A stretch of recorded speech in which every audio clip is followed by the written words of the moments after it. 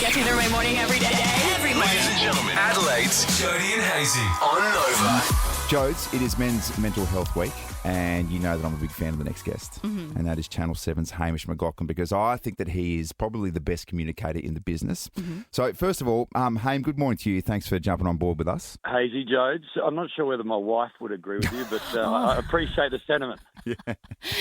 Oh, mate, I watch the way that you go about things, and in a time where it's more and more important for men to communicate and how we're feeling and things like that, you do it better than most. So, it is Men's Mental Health Week. Can I ask you, it's a pretty broad question, but in terms of the way that you talk about these things and in terms of the progression that men are making in this space, do you think that we're getting somewhere? I think absolutely, Hazy, we're getting somewhere. When I'm 49, 50 in August, when I was growing up, this subject was almost taboo. You know, we didn't really discuss it at all. And your timing of the phone call's great in the fact that this morning I have a good mate of mine, Justin Kazitsky, who, if you've watched Unfiltered, he's spoken about how he's really battled over the journey and he's tried to take his life before. He comes and gives my 9-year-old kicking lessons on the oval in front of our house. I always go and get coffees. On the way back from getting a coffee, I ran into a mate and he said, "Who's that out there?" And I said, "That's Justin Kazitsky. Do you know his story?" And he said, "No." And we spoke about it. And after about 5 or 6 minutes, he was teary. And I think it's just good to be discussed. And he said, "Everyone's got a story, don't they?" And I said, "Well, yeah, absolutely." But the fact that I get Cozzy to kick, not because I really want Lex to become a better kick. I certainly do want that to happen. But you know, keep Cozzy busy. And he's always said idle hands are the devil's tools. And the more he talks about his battle, the more people can help him. So it's like, okay, every Thursday, 7 o'clock, I'll meet you here. We kick. Yeah, I mean, long-winded answer, but your question is, are we better? I think absolutely. The fact that we're all talking about this on radio and there's no uncomfortableness, and we've all got a mate that has suffered or is suffering, and the more we talk about it, I think the easier it is for all. Hamish, we're going to get you to stick around if that's okay. This is a really important conversation and we want to hear some more from you. More from Hamish McLachlan from Channel 7 after this. It's Jody and Hazy on Nova. Hamish, it's a really interesting week on a personal level for me because I have a school friend who is, to look at, you would think, happy-go-lucky, and he is struggling so badly. And I think the question that I have and that most people have is, what do you say? What do you do? Because it feels really helpless to sit back and watch someone be so mean to themselves, if that makes sense. Yeah, I'm not sure if there is a silver bullet for what it is that you do or say, but I think them knowing that you know, Jodes, and you checking in regularly and walking and talking and, you know, just sometimes it's a touch as much as anything. I'll ring Cozzy or got a great mate that's really battling at the moment similarly, and it'll just be, and sometimes the phone doesn't get picked up, and that's when you worry. But I think it's just the constant contact and the knowing that people care. I think when you are alone and suffering and you're afraid to talk about it or ashamed to talk about it because you've got mental ill health, I think things get a lot darker and stormier. But when you know that there's people around you that want you to feel better and be better, I think it's an easier journey. So your friend that is really battling, if it's in complete silence, I think it's harder. The fact that you know and they know you know, and there is a platform and a bridge to walk across and talk and, you know, sort of canvas it all, I think that's just got to be a healthy thing. I've got a couple of brothers that I'm very close to. They've lost a couple of brothers this year, and you know, we try and talk and walk, and I share things that I find that may help them. And you know, it's not an area that's uncomfortable for any of us. It's a reality that is disappointing for all of us. So, okay, let's address it. Let's talk about it. I found Billy Bob Thornton was talking about how he'd lost a brother, and he at any point in time feels nothing other than at least 50% sad, sometimes more, but that's his legacy of how he remembers his brother. So I thought, do I share this or not? And I sent it to these two brothers. And they both came back and said, that's exactly how I feel. So, you know, as opposed to not addressing it or not talking about it, you know, it's like, you're not alone here. This is happening everywhere. Let's keep talking, let's keep sharing, and let's keep working. You know, I can't fix it, but you can probably make days easier. Yeah, and, you know, it's been a horror couple of years, particularly for former players in the AFL. What makes this so deeply personal for you, Hamish? I just have friends that are no longer here, and they, you know, Spud was the first of my mates to take his own life. I knew that he was battling. We spoke about it. I thought he was in better shape than he clearly was.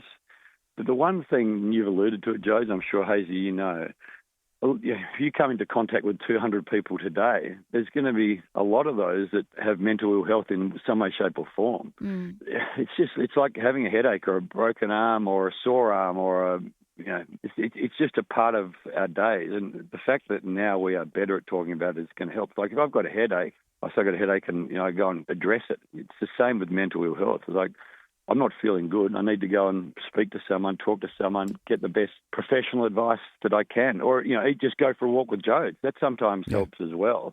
I think the other thing that I've learned is that no one's immune. It doesn't discriminate. It's attacks from every angle. And, just because you've played 300 games or you live in a nice house or your bank account is full or you've got a terrific family with healthy kids, you're not immune to this by any stretch, and we need to be aware of that. And the kinder we are to each other, and the more interested we are in each other, and the more empathetic we are with each other, I think that's a starting point. And then people feel comfortable to discuss where they're at in their lives and how potentially we can help. I've got to say, listening to you is therapeutic. I'd like to sit here and listen to you all morning. And, mate, I've got to say, well done with your stuff on Unfiltered on Channel 7 because, look, what's not new is someone sitting down with someone and having a chat, but to put it on such a platform where it's so powerful, you're making a difference. So thank you very much, mate. It's awesome. Pleasure, Hazy. Jode, thanks for talking. And if anyone's listening that is battling, find someone you're comfortable with and tell them how you're feeling. And, that's the first step, I hope. Now, Jodes, it's time to talk about someone who you have so much admiration for. I couldn't be more sarcastic. No, I know. Let's talk about Annie Knight, shall we? Yes, okay. Yeah. So for people who aren't familiar with Annie Knight's work, do tell. Yeah, well, she started on OnlyFans, and now basically she's a sex worker, isn't she not? I don't know if she's a genuine porn star. She works in the X-rated field. Let's put it that way. So I'm not entirely sure what's on her business card, but anyway. I'm not really sure. Does she have business cards? Well, it turns out, Jodes, she can definitely afford business cards. She has revealed how much money she actually makes. And I'm always intrigued by how much some of these, well, not just OnlyFans, but maybe porn stars actually make. So she said when she first started OnlyFans... Can I just say it's not a thing that I dedicate a lot of my time to, thinking about how much porn stars earn. But anyway, proceed. Well, okay. That makes one of us then, I guess. She said when she started OnlyFans, she was making about $5,000 per month. Yeah. Then, when she got fired for doing OnlyFans, she decided to do it full time. That is the X-rated stuff. And she was making about $30,000 per month. She went on. The thing that put her on the map, of course, was the big stunt where she bedded 583 guys in one sitting. Okay. And since then, she makes $300,000 per month. I'm not surprised. Which equates to about $3.5 million per year. And from all accounts is very wise with her money and has invested and probably, has more money than most of us put together. She owns 4 properties, including one in Queensland, which she paid $2.7 million for. Wow. Oh, my very goodness. Okay. Now you're judging her? No. 27 years old, 4 properties. Wowee. It's not very bad, is it? She said, did I get hospitalised for taking 583 guys in 6 hours? Yes. Do I regret it? No. Would I do it again? Also yes. Okay, so watch this space. Wait, say those figures again. 583 in 3 hours. 6 hours. 6 hours. 6 hours, not 3 hours. Oh, grow up, Annie. She's not a freak. Jodes, I feel like we're all pretty up to date with what Ashley Madison is. It's been around for a long time now, 2002, but basically it is an online platform where you can go in and find yourself an affair, just to spice things up. Absolutely. I've been wanting to say this all morning. Let's cross live to Toronto, Canada. The Chief Strategy Officer of Ashley Madison, Paul Keeble, joins us now. Good morning, Paul. Good morning, everyone. How is Adelaide doing today? We're going so well, thank you. Now, do tell us, what are people's primary motivators for jumping onto Ashley Madison, and has it changed over the years? Well, I'll tell you, obviously we've been in the business for more than 20 years, and our primary audience is married people looking to expand their definition of monogamy, ideally people looking for an affair. And we've had independent research that looked at why do women cheat versus why do men cheat. And 80% of the women on Ashley Madison in this research were coming to our site because they were in a sexless or orgasmless marriage, which is really a fascinating concept, because basically what these women were telling us in the research was that they're very happy in their primary relationship, but their satisfaction in the bedroom was such that, they were very disappointed and were looking at divorce, but that's not what they really wanted. They didn't want to leave their partner. They loved their family. They loved their life. They loved their spouse, but they just weren't getting what they needed. So they outsourced their intimate needs to us. But interestingly, people really struggle with this. Men were seeking emotional validation. What? That is the primary reason why men come to our site. No, okay. It just sort of feels like that should be all in reverse. Yeah. Like I would have thought for men. Well, that's the expectation. That's the mythology. And that's why I do these kind of conversations, is to help people understand what's really going on. I'm not here to convince you to join.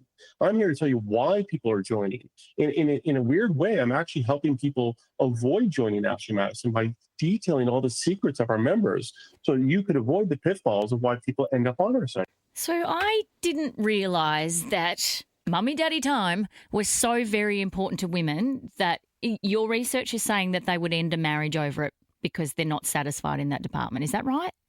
100%. The idea of standing there at, let's say, age 42, and you got two beautiful children at home and the house and the life, everything you wanted, and your sexual life is so dissatisfactory. It's either non-existent completely or you're never getting any satisfaction with it. That's a really long road to go, because now we're living fully sexual lives into our 60s, 70s, and for some people even into their 80s.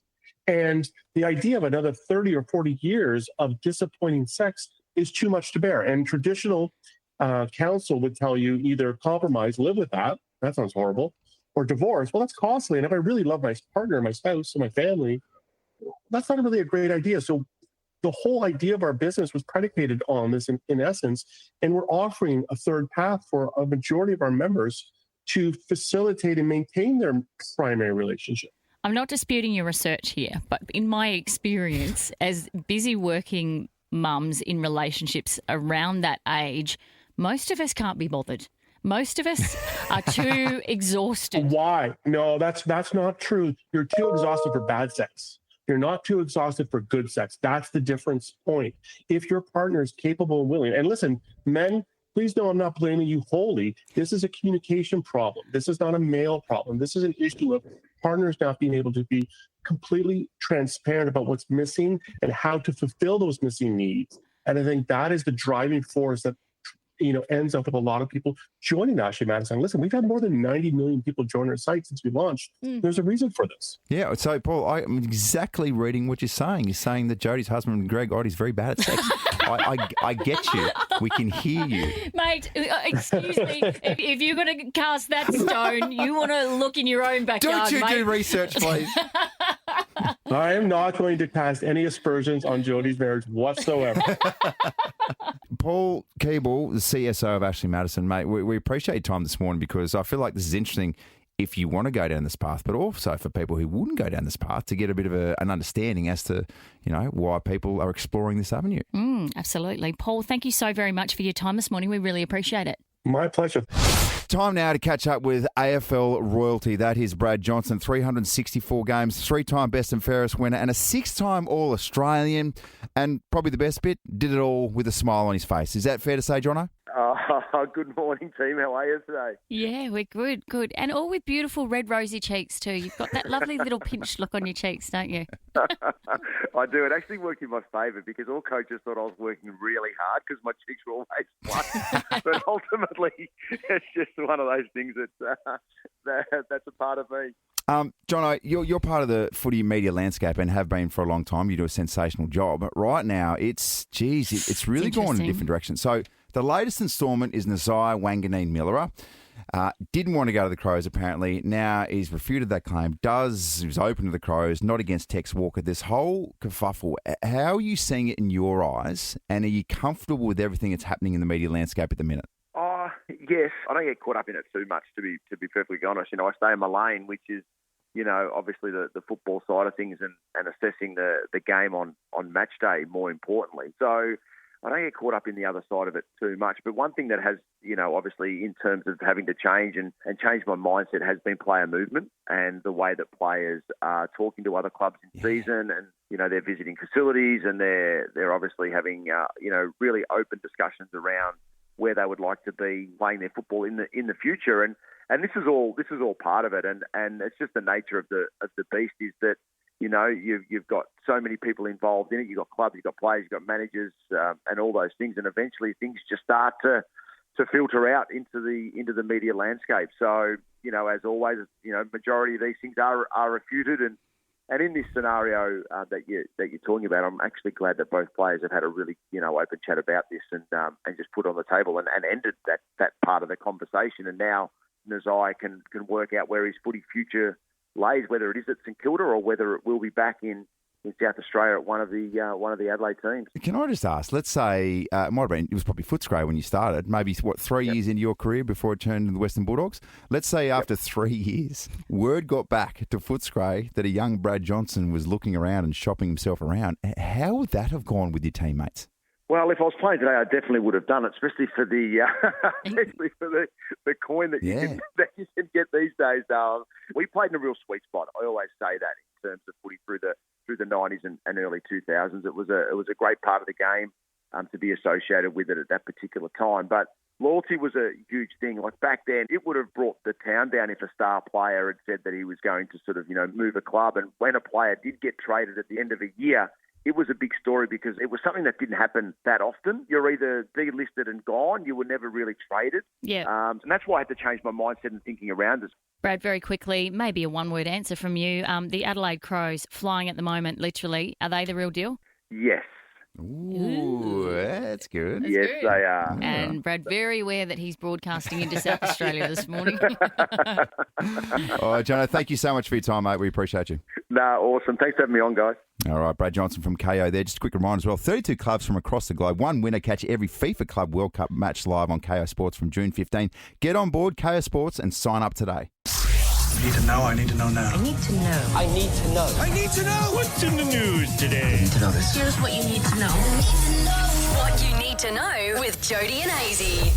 Wowee. So one of the great bromances of all time that have just experienced the biggest bust-up have now reunited and kissed and made up. What? Well, it's not confirmed whether Trump and Musk are back on, but Musk did tweet about 12 hours ago saying, I regret some of my posts about President Trump last week. They went too far. What? And in particular, you can isolate it all down to one tweet, which linked him to the Epstein files and all sorts of things. What? So suggesting that Trump was in the files of a convicted sex trafficker? Saying that that's why they haven't come out yet, because he's in them. Yeah. That went too far? That was going just a little bit too far, like linking the President of the United States to one of the most heinous crimes that's ever been committed. Yeah. Oh, sorry, guys, went too far with that one. Yeah. If you and I had a fight and I did that, if I publicly was like, oh, you should see what legal files he's in, you'd be all right with that, wouldn't you? Yeah, this guy, I'd tell you what, Epstein, you're like, oh my gosh. Yes, you did go too far. Okay. I tell you who's gone too far, and that's some thieves in the city of Seattle, because Macklemore's nanny has been attacked by thugs when his home was burgled. So, according to Seattle police, the rapper's home was broken into in the early hours over the weekend, about 1 o'clock in the morning. The nanny called the cops because guess what they did to her? They maced her. But the worst part of this whole story is Macklemore's 3 children were home as well. That sucks, doesn't it? That's so scary. The nanny later told police that she'd put the children to bed when she saw 2 men entering the property, and then one attacked her with the spray. In a twist, she then said one of the men began helping her clean the spray out of her eyes. No, okay, what are you doing, man? Okay. You're robbing me. With a role reversal here? What's going on here? Know your place, mate. Know your place. Be a baddie. So they took thousands of dollars worth of items that were stolen. They took thousands of dollars worth of items, including jewellery, watches and shoes, as well as the nanny's mobile phone. But I think they might think this is politically motivated because Macklemore has been quite outspoken in his views over Palestine in his recent concerts. Right, okay. So, Let's get ready to rumble.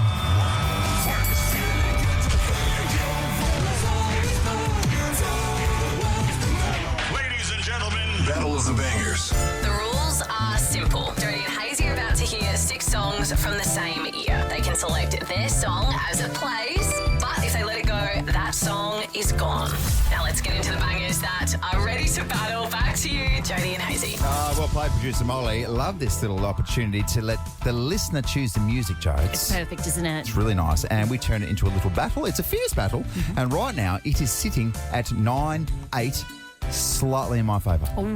Jeez, you are coming strong, though. I know. Well done. Coming back hard. Would you like me to jump into the little generator to see what sort of year we're dealing with this week? Yes, please. Okay. 1996. Oh, the 90s. Whoa. Good tunes. Okay. It's my favourite era, the 90s. 100%. Okay. That's when you did your best work. Name's your buzzer. Yep. Once you're selected, you're locked in, okay? Okay. Ready to go? First song. I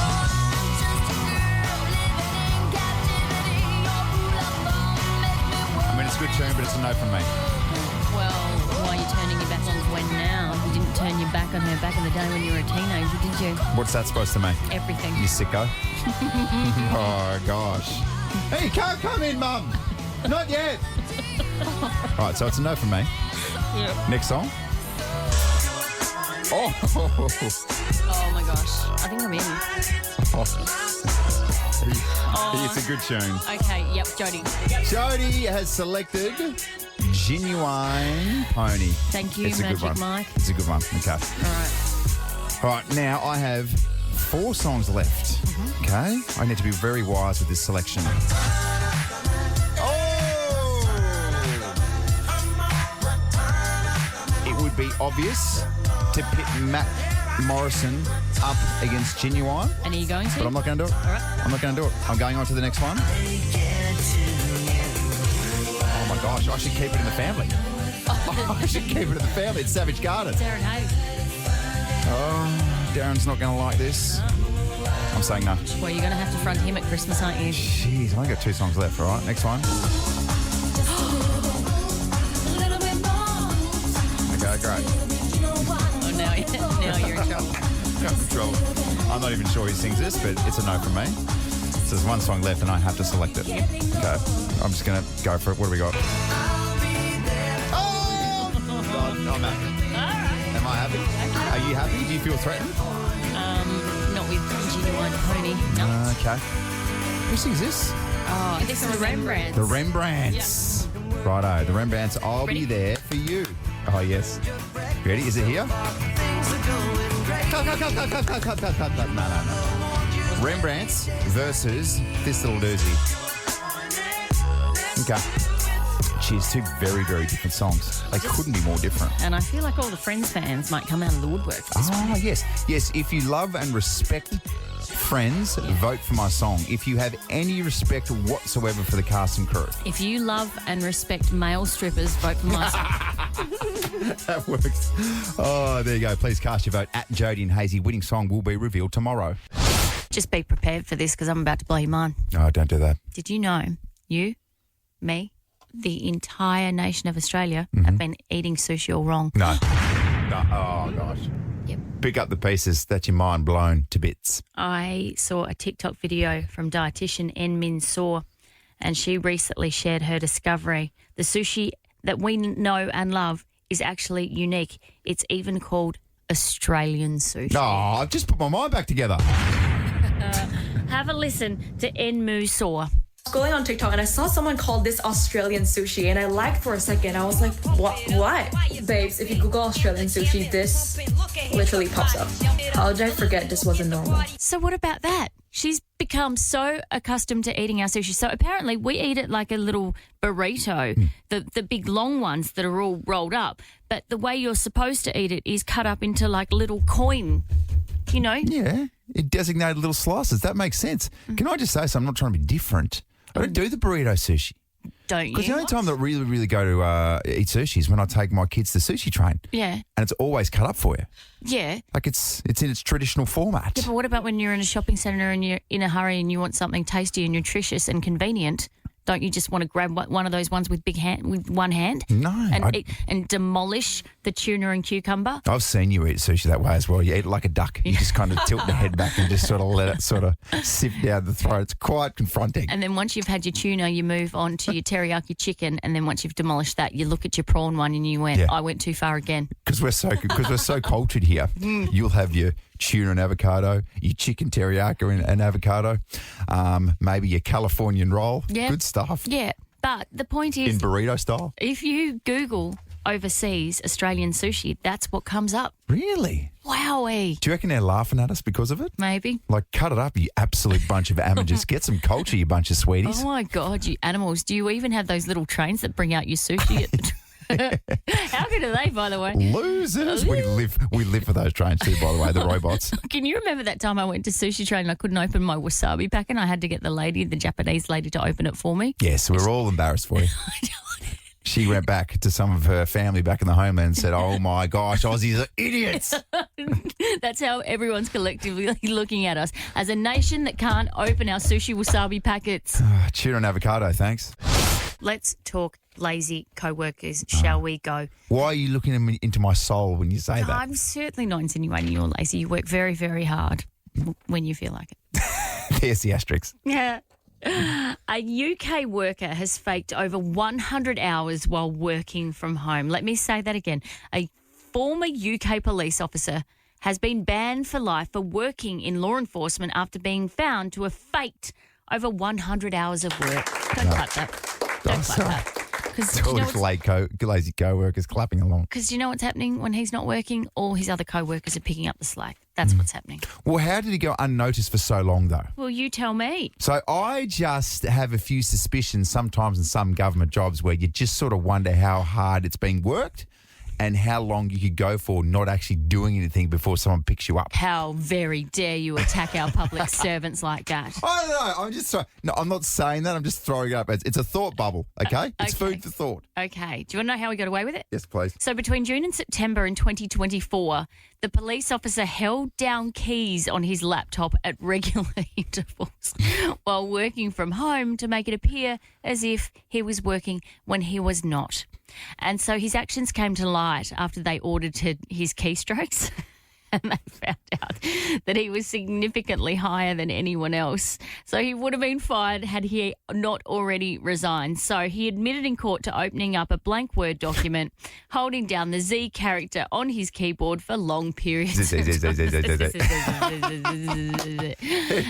Well, I'm doing something. Documents come through from the bloke like, oh, it's just a bunch of Z's again. Yeah. What about all the other cops like, well, we don't even know if he's working or not. And then the detective comes over and goes, well, I have some suspicions that he's sleeping on the job. Just a bunch of Z's. Yeah.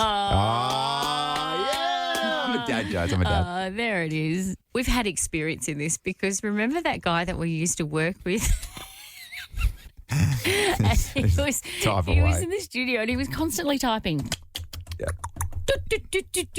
We're like, why is he always typing? Oh, my goodness. But because the studio has cameras everywhere. Yeah. We might have had a little look. And he was typing and then hitting delete. So he was a lot of backspacing. A lot of typing and backspacing. He's like, and we're like, you're not working at all. He's like, whoa, better go home. I'm exhausted.